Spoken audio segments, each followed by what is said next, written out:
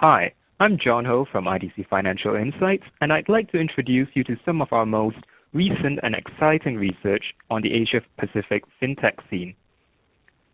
We are moving toward a digitalized future where the expectation of value can only be met through multi-party, multidisciplinary collaboration. Think of how loans have evolved from the pre-2010 era of being solely a bank-to-borrower relationship to moment of truth offerings initiated by the bank, leveraging on a prospect's social media, employment, and lifestyle data feeds. And finally, towards an even more recent, federated, highly competitive P2P bidding ecosystem. This layering and intermeshing of value is exactly why we at IDC Financial Insights urge IT decision makers today to stop looking at fintechs as simply a category of technologies, but instead view them first and foremost as alternative partnership models. And to this point, we see three principal models, or as we call it, personas, that almost all fintech startups of today conform to. The IDC Financial Insights fintech personas splits the market into aggregator fintechs, developer fintechs, and challenger fintechs. Formal FSIs intent on collaborating with these startups need to understand the strengths and gaps that each persona has and align themselves to the fintechs whose expertise align most with their own. Let's start by talking about aggregators. These fintechs are designed to facilitate markets, meaning they can be potential collaborators or competitors with FSIs. Aggregators mainly enable three types of transparency. The first of these is information or pricing transparency, and they mainly achieve these through search platforms. In this case, price and merchant finders.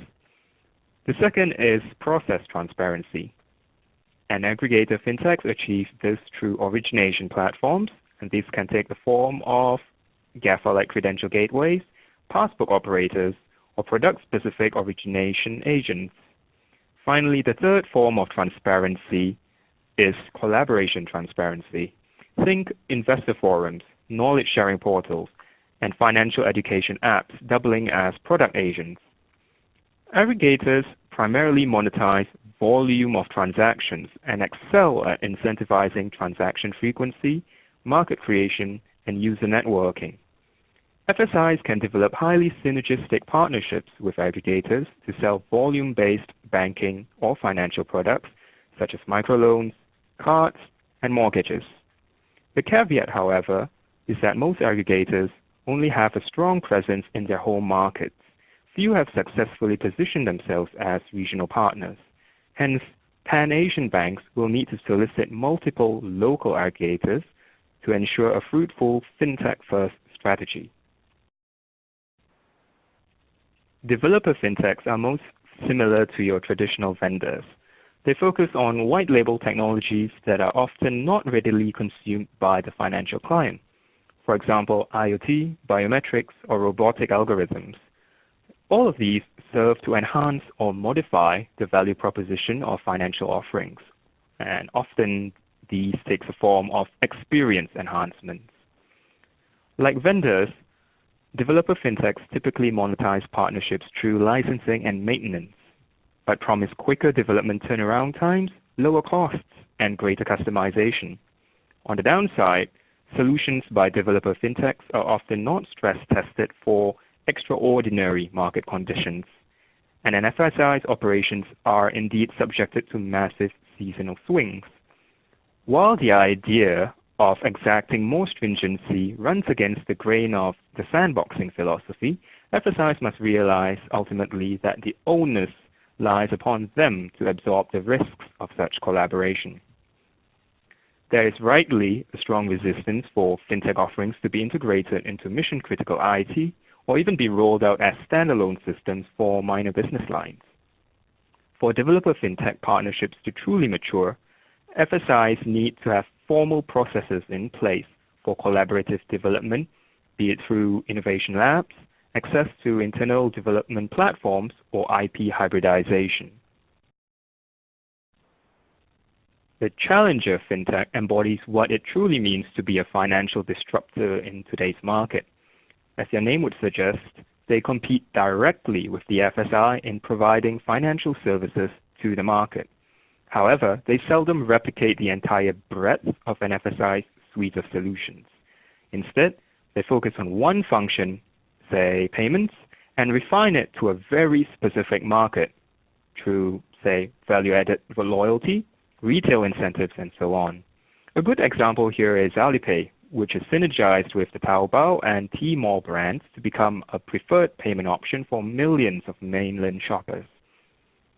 FSIs potentially can collaborate by serving as an underlying infrastructure for processing, reporting, and compliance with these challenger fintechs. Here, the dynamics between FSI and fintech is reversed. Successful challenger fintechs are highly competent financial players with a strong brand proposition. FSIs in turn provide white label IT capabilities and channel networks to facilitate user traffic. A fintech does not necessarily embody only one persona. In fact, as a fintech matures, it makes business sense for it to expand beyond its initial competency.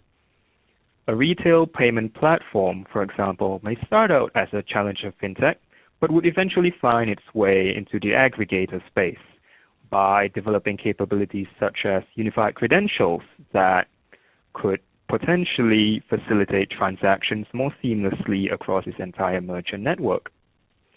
It can then make its way into the developer fintech space by using and analyzing transaction behavior data generated by these unified credentials through proprietary analytics software and robo-algorithms, and be remonetized through information as a service.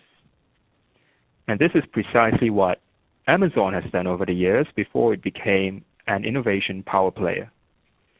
The IDC fintech personas leverage on our decades-long research programs across multiple verticals and technology domains to not only size the potential value of collaboration, but prescribe the right innovation path for fintechs to take.